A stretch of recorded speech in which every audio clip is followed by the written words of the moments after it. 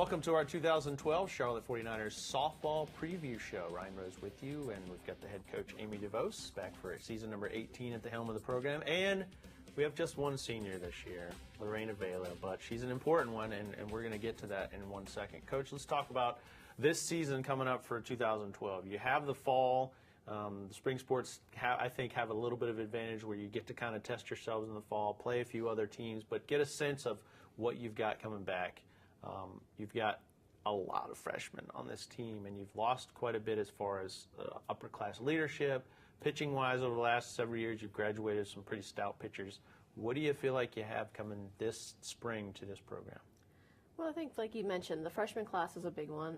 Needed to be by necessity, but I think it's a very, very talented freshman class across the board. When you have 8 of them, it can be overwhelming, I think, for the returners at times, and even the coaching staff. But they're a group that is very accustomed to a higher level of softball. The transition isn't as great with this group, and they're very versatile. So we're able to move a lot of people around, which is helping our team, as you say, because actually our freshmen outnumber our returners. And from a pitching standpoint, it's just at that point in time where it's, we have one junior, but, Lang didn't have as many innings as a transfer coming in. But it's time when you have to kind of start back over a little bit. You can't always have the juniors and seniors at the top of your, from a pitching standpoint. But we have some very young ones in Watkins and especially Lexi Betancourt who are ready. They're ready at this point. The only thing they'll lack is everyday, hard inning game experience. But I think that's going to work to our advantage where people aren't expecting probably much from Charlotte on the pitching standpoint because they know all we have is a young staff. And it's hard to scout a team that you don't really know their personnel. Exactly. You can sneak up on people. There won't be a lot of information out on Charlotte until about mid-March. Lorena, when you look around, I know the advantage for having a young team can be the surprise factor, but also from an internal standpoint, you've gotten a chance to work with these young ladies in the fall. You've had quite a few days on the field with those girls. Talk about the makeup of this team when you look around in the huddle, in the dugout, what you're seeing from this young squad.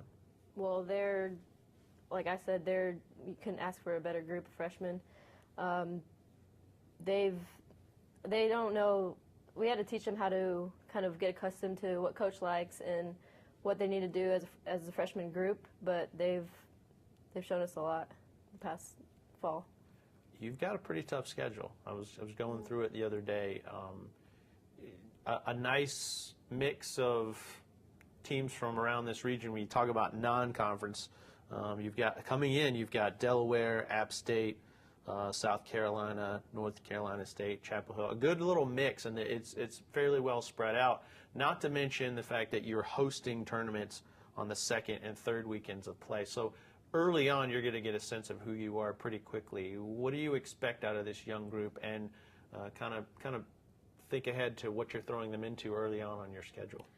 Well, the schedule is one of the tougher ones we've played in years, probably, just let alone with our trip out to San Diego. We're going to go out and play 4 teams who all were in regionals last year, probably 4 teams who are top 50 RPI. And I think that with playing early on and in February and staying home, it gives us a chance to really gel, to work different lineups. And you're always preparing before you get into conference. But, and then non-conference wise, it's the teams in the state itself, NC State, Chapel Hill, South Carolina. We're trying to challenge our players and make them understand that, we're not going to go out and look to play just everybody at the bottom of the barrel. We need to challenge ourselves so when we get ready at the end of March and conference play starts in, that we have prepared ourselves to the best of all times of different teams. We're ready for solid pitching. We're ready to go up against the best because we definitely have that within, the Atlantic 10 with some of the top 3 teams in the conference this year. Now let's talk about this 4th weekend of play, the San Diego State Tournament. You guys are going to face, as Coach mentioned, Cal Poly San Luis Obispo. I said that right. San Diego State, Long Beach State, BYU, Fresno State, and it's like a home trip for you. Yeah. From Vista, just outside of San Diego. Are you excited to be able to go play I'm very excited. in front of some family and friends? Yeah, it's basically going to be Charlotte territory when we go out there. Even though San Luis Obispo is a little closer than Charlotte. But what kind of crowd are you expecting? Some friends and family coming out there to watch you play? There's going to be a lot of friends and family coming out. So, like I said, it's going to be Charlotte territory when we go out there. We may want to pack a few extra Charlotte polos for them.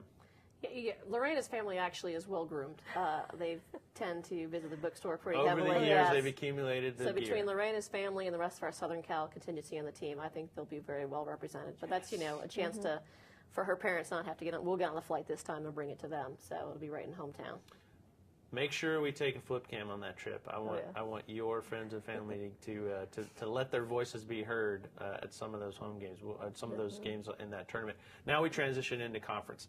The schedule maker did you no favors, according to the math. What very poor math I did on this. Your home games series, I should say, you get numbers 3 and 4. You guys finished 5th. Finished kind of, if you think of the way the tournament finished, kind of 3rd, 4th in the tournament last year.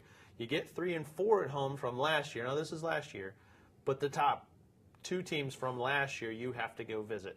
Right. No favors done for you, and then you have that long stretch of road. I mean, you sort of finish almost all on the road except for the Dayton series.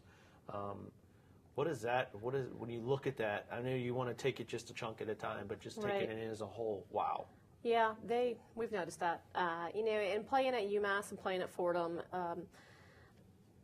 Fordham is obviously earlier. No, UMass is on the schedule, I believe, earlier.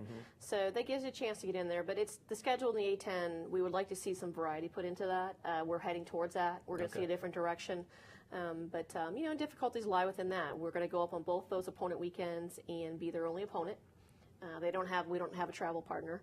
So it takes a little bit more, we just got to prepare and make sure that we're well rested going into that. But, and for the first time in a long time, we typically always have Temple St. Joe's at the end of the season. Their opening weekend, usually it's Dayton or St. Bonaventure for the home series. So, I think that no matter where you play them, the intensity is still the same, whether you've got your own home fans there. We're very familiar with their fields, although Fordham's getting an uplift. It'll be a little bit different there. But, it's fine to go ahead and play them on their turf. We just wish that, like you say, that maybe they were split up. I mean, a little better balance. And Lorena, I know you've been to just all these places before. As you look at this senior season as it stacks up, what do you look most forward to, I think, when you get to conference play and into tournament? Conference play, obviously we're going to just take it one day at a time, one game at a time, basically one inning at a time. And it is going to be a long stretch of being away, but that's just how it goes sometimes. As they say, it is what it is. Yeah, and a lot of travel too, which can be fun. I know that's a time. The San Diego trip will be a great time for the team to bond. I know that's a huge part of college athletics is traveling and being, kind of being in your own island as you go out and compete. This is one of the top programs in the conference. I think you think of UMass and you guys and Fordham. That's kind of a nice little bunch at the top, and it's always competitive. I cannot wait to see how this season turns out for you. Best of health to you. I know you've been a trooper and you've been in there for, I think 150 starts is what I counted up so far. So let's get that to 200 plus. Yeah. Let's get you playing into mid-May, maybe late May. Right. Get into a super regional and get to the World Series and see you guys on TV. Best of luck to you and your crew this year. I appreciate you guys having a little bit of time. You have a lot of chances to catch them at home. We mentioned those 2 tournaments. They're coming up soon, second and third weekends of the season.